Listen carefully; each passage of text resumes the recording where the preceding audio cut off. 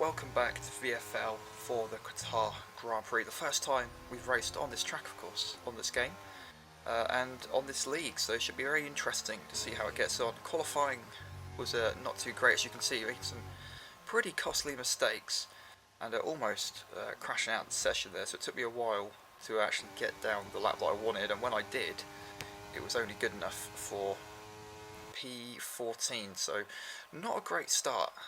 You didn't see last race because that was a double DNF, so we're just going to ignore that. But anyway, let's go into the race. So 5 red lights, and away we go from P13 on the grid. Let's see what we can do in this race. We need to be outscoring Aston Martin. We're about 30 points behind them now in the constructors with about 5 races to go, including this one. So into turn 1 we go, and there's contact up ahead already. We've already gained a couple of places. We go up the inside of the Alpine up into P11 we go. We're side by side on the medium tyres, and we seem to have been doing a different tyre strategy to some of the other drivers once again.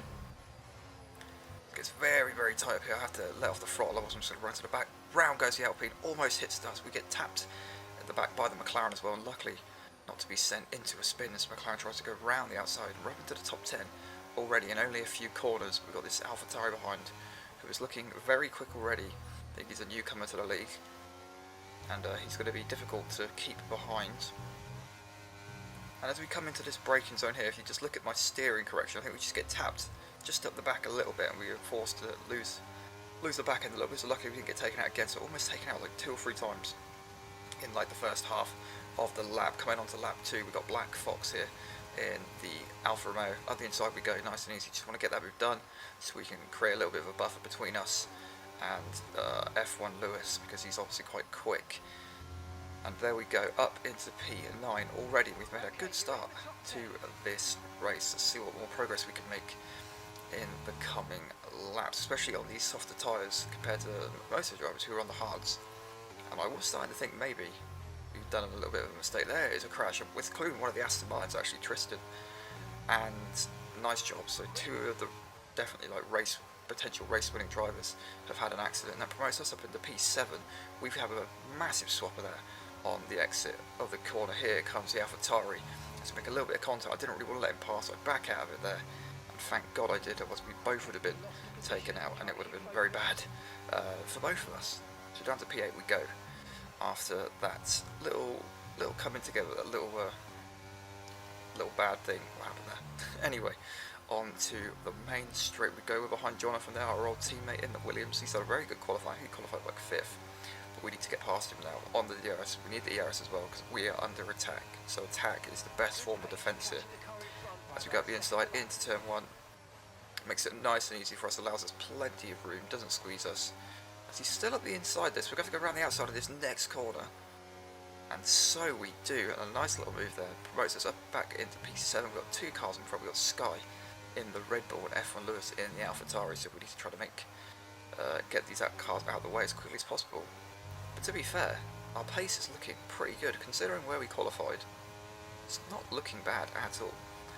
As we try to overtake Sky, he's squeezing us all the way over to the edge of the track, and up the inside we go. He's still going to be there though on the outside as he tries to come back around with a little bit of slight contact there. I knew he's going to try to send it back up the inside, so just allow him enough room and hopefully sweep around the outside, which we do, back on the ERS and staying ahead of that position. Up into P6 we go, and I'm feeling really confident at this point because we've already gained about 7 places in 10 laps. And now just a little quick thing on the tyres. Like I said, I've got to make these mediums go to lap 17, which is quite a long way, and then we're going to do about 11 laps on the softs. I think most drivers starting on the hards and go to the mediums, so we're doing a complete different strategy, and it's going to take us a lot, I think, to preserve these tyres, to make sure we do not get a puncture. That's going to be quite difficult.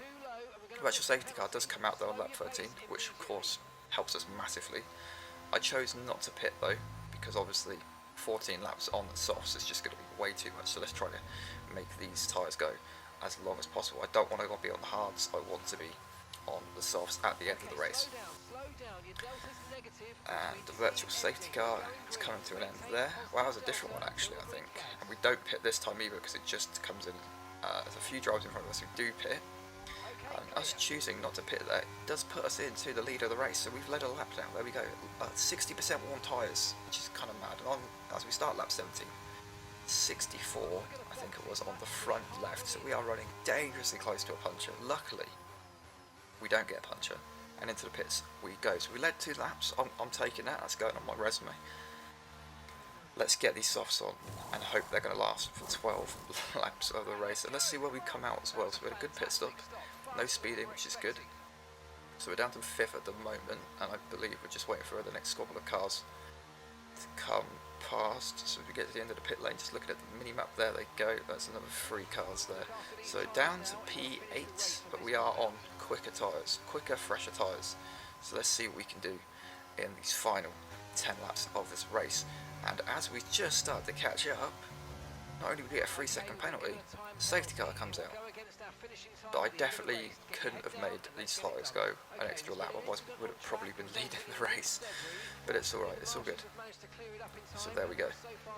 So we're going to stay out, obviously, because we've only just pit for the softs, and everyone else in front of us now is pitting to go on the softs. So if there wasn't a safety car, they definitely would not have pit. So that's put us up a few more places. In fact, that's put us back up to, I think it's put us to 6th place. So this strategy, this unorthodox alternative strategy, is actually turning out to be working in our favour. The safety car comes in on lap 21, so again, we haven't got to go as long as these tyres now as we did. I think our teammate has pit as well, so he chose to pit under the safety car to put on some softs as well. From, I think he was on the race lead, or near enough.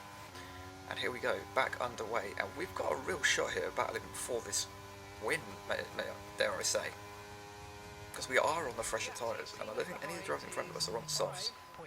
So let's just see what we can do. Obviously we have the penalty, which is not in our favour, but let's just see what we can do in these final few laps of this race. Sparko there and Robert DS battling for 2nd place every lap, and we're just trying to get closer. We've got a nice little buffer behind. I'm not too worried about behind.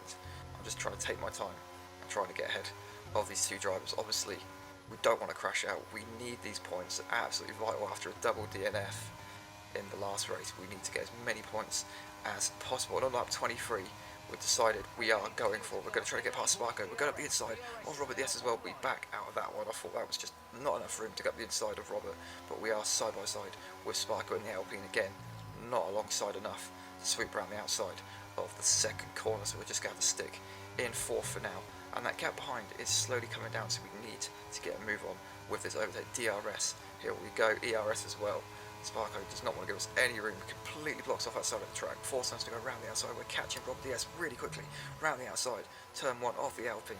He's forcing us all the way to the edge of the track, just about on the track, as we stick it up the inside. He tries to go around the outside, there's a tiny bit of contact there, as he goes off the track, almost hitting us as he rejoins, but we are up into P3, up into the podium places. But we need to get that 3-second advantage over Sparko in the next few laps of the race. On the next lap, DRS, ERS easily passed.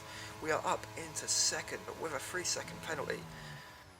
And this race has gone, considering we qualified 13th, I actually thought we could genuinely win this race. Virtual safety car comes out, we only need to finish within 5 seconds of the driver in front, which we are on target to do, and I don't see why we can't do that. And we're just kind of hoping that Robert gets a penalty, to be honest, because if he does, then we'll win this race. But here he comes with the DRS. There's not much we can do, and just gonna have to settle down. Maybe I should have used more ERS there, because I got my teammate Tom behind, and I think he would have maybe got in front of Robert and maybe helped us out a little bit, maybe held him up. So maybe a little bit of a mistake there, which could have cost me my first win. But we'll see. On lap 29 of the race, it doesn't matter though, considering how difficult the last race was, considering how difficult qualifying was.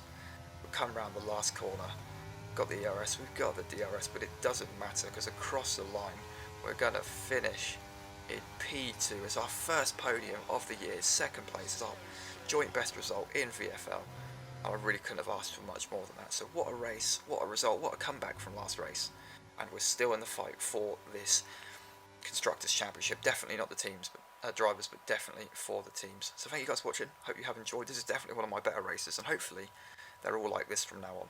So thanks for watching, like and subscribe, and I'll see you guys in the next one.